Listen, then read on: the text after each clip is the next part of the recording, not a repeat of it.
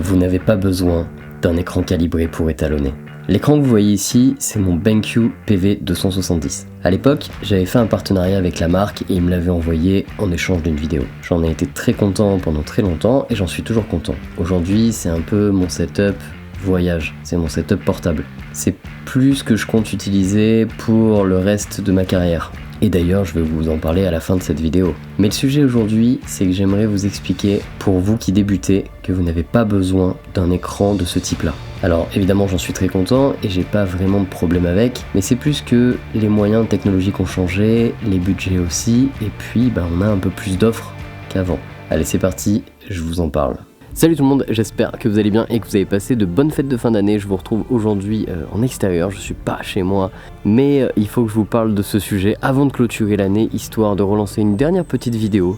Puisqu'en début janvier, il y a pas mal de choses qui arrivent et il y a pas mal de choses qui vont se passer en janvier. Alors cette vidéo, elle s'adresse aux débutants et aux moins débutants, aux filmmakers qui sont un peu plus avancés mais qui souhaiteraient trouver une solution à ces histoires d'écrans calibrés. Donc dans un premier temps, je vais vous introduire le sujet. Aujourd'hui, je vais vous parler des écrans calibrés en général et je vais vous dire pourquoi vous n'en avez pas forcément besoin et surtout pourquoi aujourd'hui vous avez juste sous votre main en général votre smartphone pour vérifier vos étalos.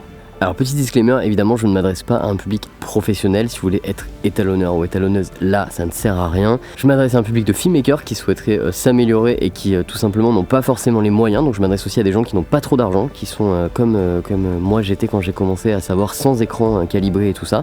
Et donc c'est pour vous cette vidéo, c'est pas pour les autres, c'est pas pour les gens qui sont blindés et ceux qui ont déjà plein de matos. Évidemment je vous vois venir dans les commentaires, ça ne sert à rien. Je m'adresse aux débutants, en règle générale.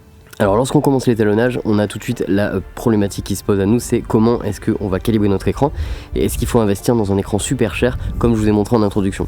Et donc la réponse est bien entendu non, puisque aujourd'hui vous avez de la chance, la plupart des périphériques qu'on utilise tout autour de nous sont hyper bien calibrés, ou en tout cas ils sont hyper corrects. Alors si évidemment vous faites du cinéma ce sera différent, mais vous n'êtes pas ici si vous faites du cinéma. Donc première chose à savoir, c'est qu'aujourd'hui tout est facilement calibré et que on va retrouver une liste de périphériques que je vais m'empresser de vous détailler tout de suite. Donc dans les options qu'on a pour la calibration, tout d'abord on va retrouver nos fameuses tablettes.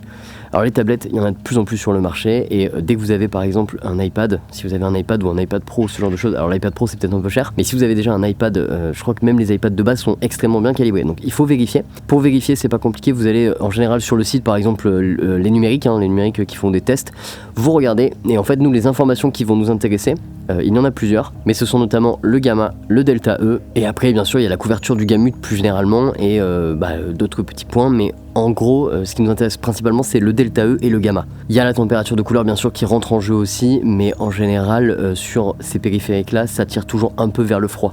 Mais bon, c'est du chipotage, c'est pas grand chose non plus. Certes, c'est pas parfait pour un super truc hyper calibré, mais ça reste correct. Regardez sur les tests. Donc bien sûr, on va retrouver les tablettes. Donc les tablettes, pour peu qu'elles soient assez récentes, il faut pas hésiter. J'avais déjà fait une vidéo sur le sujet où je vous avais montré en fait comment utiliser votre tablette comme deuxième écran et puis tout simplement du coup avoir une vérification en temps réel. Vous pouvez toujours le faire, ça marche aussi sur DaVinci, ça marche sur Premiere, ça marche sur tous les logiciels.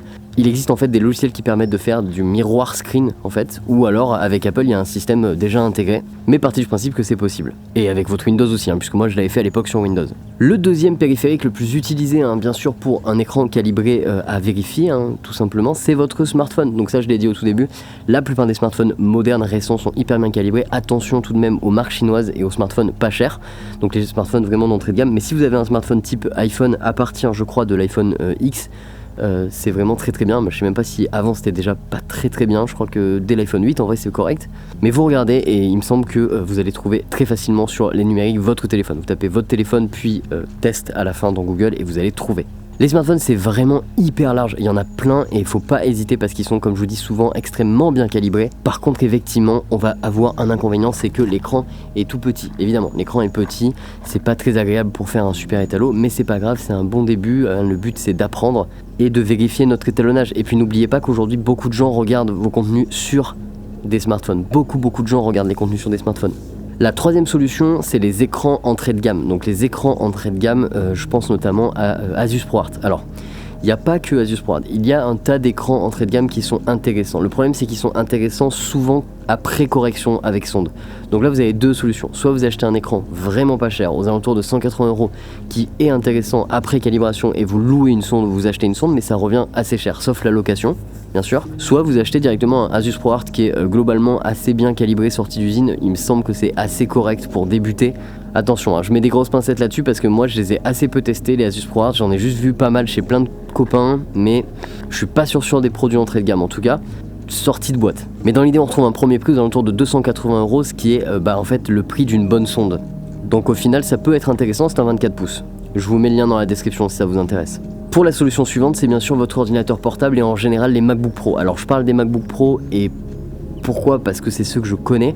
Je sais que les MacBook Pro sont tout à fait corrects et super bien calibrés à partir des 2018 je crois. Ce qu'il y a avant c'est vraiment une cata, mais ce qu'il y a après c'est vraiment très bien.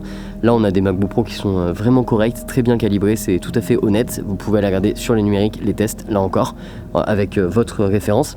Ça c'est si vous en avez déjà un, là vous n'avez pas besoin d'acheter un écran calibré, ça ne sert à rien, vous avez déjà votre écran qui est correctement calibré.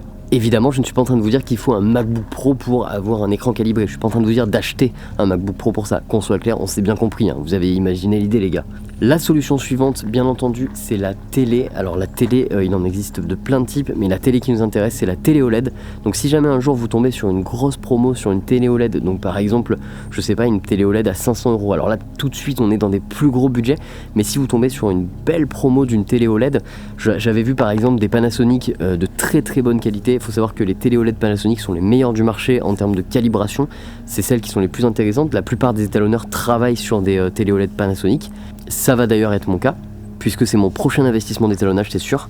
Donc il faut pas hésiter à regarder. Toutes les télé OLED de chez Panasonic, la plupart elles sont hyper bien calibrées et vous en trouvez en promo à des prix vraiment hallucinants. Par exemple, il y a pas très longtemps, j'ai trouvé un modèle reconditionné à 799 € chez Darty au lieu de 1999 €. Ça fait quand même plus de 1000 € de réduction. Donc si votre budget vous le permet, ça peut être hyper intéressant. Et là je parle plutôt aux gens qui sont déjà un peu experts. Sachez que les écrans OLED c'est la vraie solution pour les talos aujourd'hui, puisque les écrans calibrés au sens littéral, comme je vous ai montré avec mon BenQ PV270 au début, sont en train de devenir de plus en plus obsolètes, puisqu'ils affichent un contraste assez décevant. Leur contraste est vraiment plutôt mauvais.